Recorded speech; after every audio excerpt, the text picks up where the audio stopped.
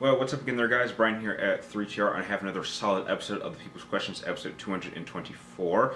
I'd just like to let you guys know that we got a much shorter episode this time around with only about 5 questions from about 5 of you.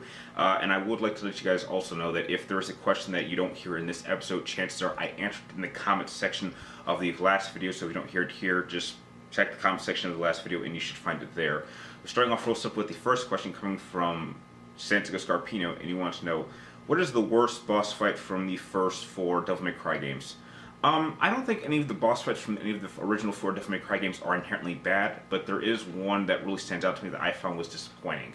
And that would be the Aureus Argo-Sex battle in Devil May Cry 2 for Lucia's campaign. And the reason I find it very disappointing is because it's really quite simple, and that's actually supposed to be the final battle for her. And the reason why I find it disappointing is because it's so easy to actually beat on just about any difficulty. The fight takes place in like this little crater-like area, where you can only go back and forth, and Argo-Sex is kind of at the top of this crater, just kind of looking down at you. And really all you have to do is run to one area, one side, just start shooting knives, and then you quickly run under him, shoot him from the back, and then you do it again from the front, and he really can't hit you. Like, his whole plan is to kind of corner you in one area and then suck you up and start chewing on you while his tail kind of sweeps. But if you can avoid those 2 attacks, there's really nothing he can do to attack you directly because he's so far away. So I'd find that that boss fight is just disappointing to me simply because it's supposed to be the final battle, and it's without question the easiest boss in her campaign. So that's the one that I would pick.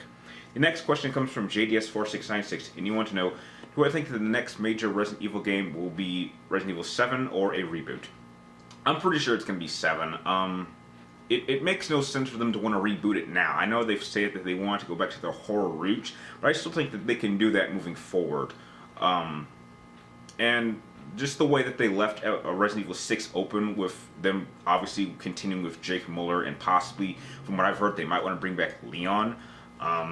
Yeah, it just doesn't make sense to want to reboot it now. So yeah, I think it's going to be Resident Evil 7. The next question comes from the only newbie of the episode, and I'm not sure if you meant to type in your name this way, but it's spelled Hydra Blood 881. I'm not sure if you meant to say Hydra Blood, which I think is a much cooler name. But you want to know, if I were going to add a Jedi or a Sith in my Versus series, who would be the first one that I would use? I actually did a video a little while back going over 5 matchups that I wish I could do, but I just can't. And the number 1 matchup that I would put involving a Jedi or a Sith would to be able to pit Obi-Wan Kenobi from the original Clone Wars series, or technically Revenge of the Sith, against Exar Kun, simply because Ewan McGregor's Obi-Wan Kenobi is my all-time favorite Star Wars character out of all the Star Wars films, and Exar Kun is my all-time favorite lightsaber fighter. So to see those 2 guys go at it would be like a dream match for me to do. The reason why I won't do it is because I think that there are people out there that are much more knowledgeable with those characters than I am. I mean, I would say that I'm much more knowledgeable about Exar Kun and Obi-Wan Kenobi than most other people, but I just think that there are people out there who probably could do that matchup better than I could, and I think I would trust their opinions over my own. So if I was going to add a Jedi or a Sith to any of my Versus matchups, it would definitely be one of those 2 first. The next question comes from John Allen, and you want to know, if I could remake any movie, which one would I choose? Oh, that's easy. I would pick Mortal Kombat Annihilation, simply because Mortal Kombat, the first one, is my all-time favorite video game movie of all time. And the fact that they kind of messed it up so badly with the sequel, which really shouldn't have been that hard, because you did have the story foundation to make a solid sequel, but the problem is that they added just too many characters.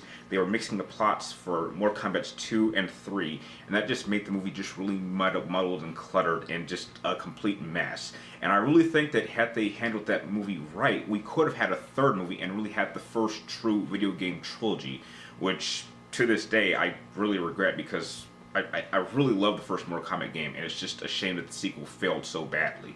So if I could actually go back and remake any Mortal Kombat, any movie, it would be that one.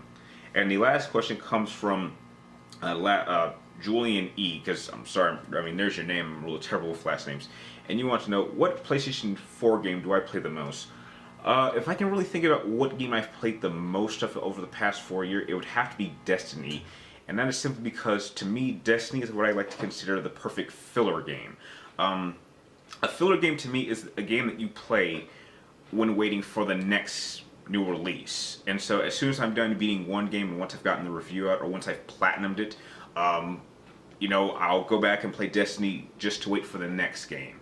And since I've had to do that so many times, waiting for the next release and then waiting for the next release, since releases are really spread out, I would be playing Destiny probably more than any other game. And even when I do go back to play Destiny, there's always some new content or something new to do. I mean, they've already announced the new expansion pack.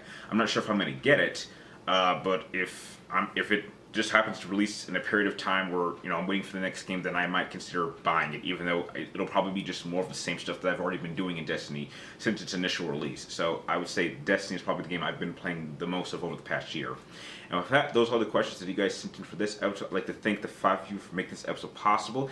If you guys have any questions you would like me to answer in next week's episode, be sure to type them in the comments down below. But please make sure you get them into me before Wednesday, because trust me, I will be filming this on Wednesday, and I have had a tendency of getting questions on Thursday, and I just keep telling people that if you send them on Thursday, chances are they're going to be in the follow-up video, not the video coming out on Friday. So again, if you want a question, you gotta get them into me before Wednesday. Now, if you like this video, feel free to like, comment down below, and please subscribe to check me on future videos. And like always, thank you guys for watching. You're awesome, and I will see you next time.